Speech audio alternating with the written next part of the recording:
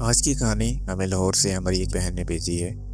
आइए उन्हीं की ज़ुबानी इस खौफनाक कहानी को शुरू करते हैं। मेरा नाम एना है और मेरी उम्र 20 साल है। पिछले साल नवंबर के आखिर में मेरे साथ एक ऐसा खौफनाक वाक़या पेश आया जिसे मैं आज तक नहीं भुला पाई। मेरी फैमिली में मेरे वालिदैन, एक बहन और एक भाई हैं। वालिद बैरून मुल्क रहते हैं और वालदा हाउस वाइफ है।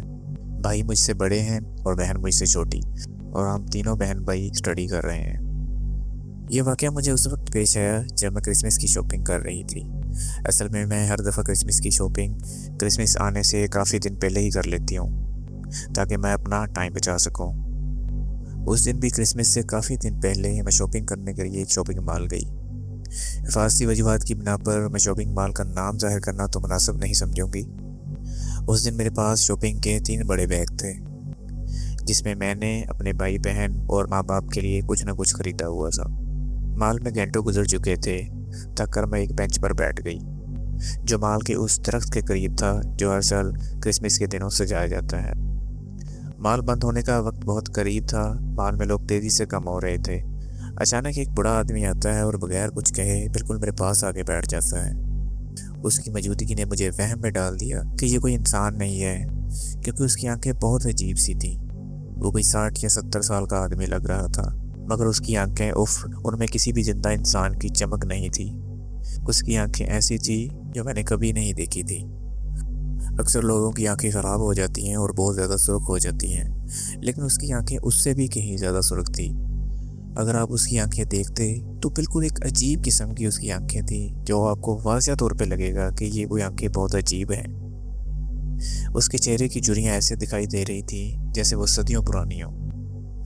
वो बेंच पर बैठा मेरे साथ खुद से ही बातें करने लगा, खुद से मुझसे बातें पूछने लगा, लेकिन मैंने कोई ज़्यादा दिलचस्पी नहीं दी। उसने एक मुझे लतीफ़ा सुनाया, मगर उसकी आवाज़ में कोई मज़ा नहीं था। वो तो सिर्फ एक खोखली सी आवाज़ थी, जो मुझे ऐसे लग रहा था कि बड़ी दूर से आ रही है। अक्सर लोग की आवाज़ भारी बहुत ज़्यादा होती है, लेकिन वो उससे भी बहुत अजीब आवाज़ थी। हमने कुछ मिनट बातचीत की। उसने बताया कि वो इस माल के इफ्तिताह के बाद यहाँ आया करता है। फिर उसने अचानक कहा कि तुम बिल्कुल मेरी बेटी जैसी हो। उसने मुझे फ़ोन पर एक लड़की की तस्वीर दिखाई। वो लड़की हकीकतन मुझ जैसी थी, बिल्कुल मेरी ही तरह, मगर तस्वीर की आंखें खौफज़दा थी। जैसे आप किसी डरे हुए इंसान की तस्वीर अगर खींच लें तो आप उस तस्वीर को देखें तो आपको महसूस होगा कि उस तस्वीर में जो इंसान है वो खौफज़दा है, वो डरा हुआ है। उसके चेहरे पर एक अजीब सी बेबसी सी थी, जैसे वो मदद के लिए चिल्ला रही हो। जल्दी मुझे अपनी जान बचाने का शदीद एहसास हुआ। मैं बहुत बेचैनी से उठी और वहाँ से निकल गई। अभी मैं आहिस्ता आहिस्ता जा ही रही थी कि मैंने पीछे मुड़ के देखा कि वो आदमी मेरा पीछा करने लग गया। वहाँ पे और भी बहुत सारी फैमिलीज़ थी। मैं उस फैमिलीज़ के करीब जाके बैठ गई। मैंने कहा हो सकता है कि शायद ये इस तरह आदमी मेरा पीछा ना करे। वो आदमी बहुत अजीब था और मुझे बहुत खौफज़दा कर रहा था। मैं वहाँ से बाहर निकली और अपनी गाड़ी की तरफ चली गई। गाड़ी में बैठते ही मैंने देखा कि वो आदमी मेरे पीछे बाहर तक आ रहा है। वो आदमी मेरा मुसलसल पीछा कर रहा था। उसने मुझे आवाज़ दी कि शायद मेरा एयर टैग तुम्हारे बैग में रह गया है। मैंने फ़ौरन से गाड़ी दौड़ा दी। अगर आपको एयर टैग का नहीं पता तो मैं आपको बता दूं, एयर टैग अपनी चीज़ों में, ख़ुसूसन सफ़र के दौरान लोग अपने बैग या चीज़ों में रखते हैं ताकि उन्हें उनकी लोकेशन का पता रहे। कुछ देर के बाद मैंने चेक करने के लिए गाड़ी रोकी। देखा कि वाकई इसमें एयर टैग था, जो मेरे बैग की एक तह में छुपा हुआ था। एक बार तो मेरा दिल ही डूब गया। हालांकि एयर टैग की ज़्यादा रेंज नहीं होती। इसकी रेंज ज़्यादा से ज़्यादा 10 मीटर या 15 मीटर या इससे थोड़ी और ज़्यादा हो सकती है। इससे ज़्यादा इसकी रेंज नहीं होती। आप अपने बैग को या जिस चीज़ में भी आपने एयर टैग रखा हो, उसको 10 से 20 मीटर की रेंज में आप उसको ट्रैक कर सकते हैं। एक वक्त के लिए मुझे ऐसा लगा कि उस शख्स ने शायद शॉपिंग मॉल में मेरा पीछा करने के लिए एयर टैग रखा हो। मुझे ये बात बहुत अजीब लगी। अगर वाकई उसने मेरा पीछा करना था, वो मुझे क्यों बताता? एक लम्हे के लिए तो मैंने सोचा कि शायद वो कोई पागल सा इंसान है। मैंने उस एयर टैग को खिड़की से बाहर फेंक दिया और गाड़ी घर की तरफ दौड़ा दी। घर पहुंचकर मैंने दरवाज़ा और खिड़कियां बंद कर ली। अभी रात के 2 ही बजने वाले थे कि तभी दरवाजे की घंटी बजी और फिर 3 बार ज़ोर ज़ोर से दरवाजे पर दस्तक हुई, जैसे कोई दरवाज़ा तोड़ने वाला हो। एक वक्त के लिए मुझे ऐसा लगा कि शायद ये मेरा भाई है। असल में मेरा भाई उस दिन बाहर था, वो अक्सर दोस्तों के साथ बाहर जाया करता है।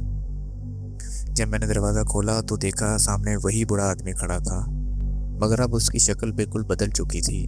उसकी आंखें स्याह और काली थी, उसके होंठों पर एक शैतानी सी मुस्कुराहट थी। उसने कहा, अरे ऐना, मैं अपना एयर टैग वापस लेने आया हूँ। मैंने उसे डरते हुए कहा कि जाओ पापा यहाँ से, मेरे पास कोई एयर टैग नहीं है।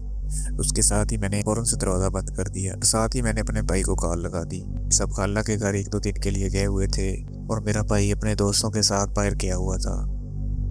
कुछ देर के बाद मुझे घर के ड्राइंग रूम की खिड़की पर दस्तक की आवाज़ आई। पहले तो मैंने इग्नोर किया, लेकिन दस्तक हुई जा रही थी। मुझे डर भी लग रहा था, लेकिन मुझसे रहा नहीं गया। मैंने सोचा खिड़की से देखती हूँ कि कौन है।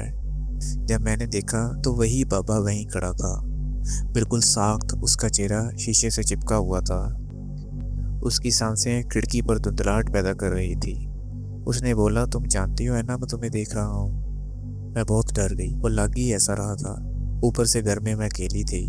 मैं फौरन भागी और पिछले वाले कमरे में जाकर छुप गई, और साथ ही मैंने अपने भाई को दोबारा कॉल पे कॉल करने लगी। उसने मेरी कॉल अटेंड नहीं की, शायद वो इस वक्त बाइक में था, और मैं और भी ज़्यादा डर गई, क्योंकि ये अक्सर घर में कोई अकेला बंदा हो तो वो डर ही जाता है। कुछ देर के बाद मुझे अपने दरवाजे पर बाइक की आवाज़ सुनाई दी और फिर दस्तक हुई। पहले तो मैंने दरवाज़ा नहीं खोला, फिर मुझे भाई की कॉल आई।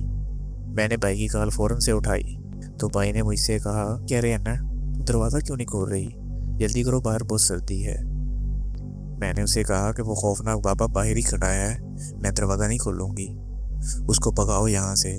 उसने कहा, बाहर तो कोई नहीं है, मैं बाहर ही खड़ा हूँ। आखिरकार मैंने डरते हुए दरवाज़ा खोला और फौरी तौर पर अपने भाई के साथ बाहर जाकर देखा, मगर हकीकतन वहाँ पे कोई मौजूद नहीं था। मैंने भाई से बोला कि वो यहाँ खिड़की पर भी आया था। जब हमने देखा तो वाकई वहाँ खिड़की के शीशे पर जले हुए हाथ के निशान थे, जैसे किसी जले हुए ने इस शीशे को छुआ हो। मैंने अपने भाई को बताया कि ये देखो, यहाँ पे उंगलियों के निशान है, यहाँ पे कोई आया था। मेरे भाई ने मुझे समझाया, क्योंकि वो मेरे से बड़ा था। उसने कहा कि शायद ये कोई तुम्हारा वहम है, कोई पागल सा आदमी यहाँ पे आया हुआ है जिसने तुम्हें डरा दिया है, या फिर आपका ये वहम है। हमारी फैमिलियों में अक्सर ऐसा ही होता है।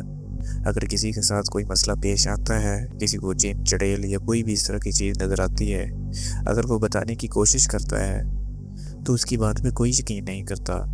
वो सिर्फ इसको यही कहते हैं कि शायद ये इसका कोई वहम है, इसने कोई बुरा सपना देख लिया है। और हालांकि अक्सर मूवीज़ में भी हमको यही सिखाया जाता है कि इसका कोई दिमागी मसला है या इसका कोई वहम है। ऐसा कुछ नहीं है, ऐसी कोई चीज़ एग्जिस्ट नहीं करती। उस दिन भी भाई ने मुझे ऐसे ही इग्नोर कर दिया। हालांकि कुछ दिन तक तो मुझे कोई ऐसा फील नहीं हुआ या मेरे साथ कोई ऐसा वाक़या पेश नहीं आया, लेकिन फिर अचानक एक दिन वैसे ही मैंने खिड़की के ऊपर निशान देखे और मुझे ऐसे फील हुआ कि मैं उसकी आवाज़ सुन रही हूँ। उसकी आवाज़ अब भी मेरे ज़हन के अंदर गूंजती है। और आज भी जब मैं सोने लगती हूँ तो कभी कभार अपने कमरे की खिड़की पर एक स्याह खाली चेहरा देखती हूँ, जो सिर्फ मुस्कुराता है और कहता है, तुम्हें मालूम है मैं तुम्हें देख रहा हूँ।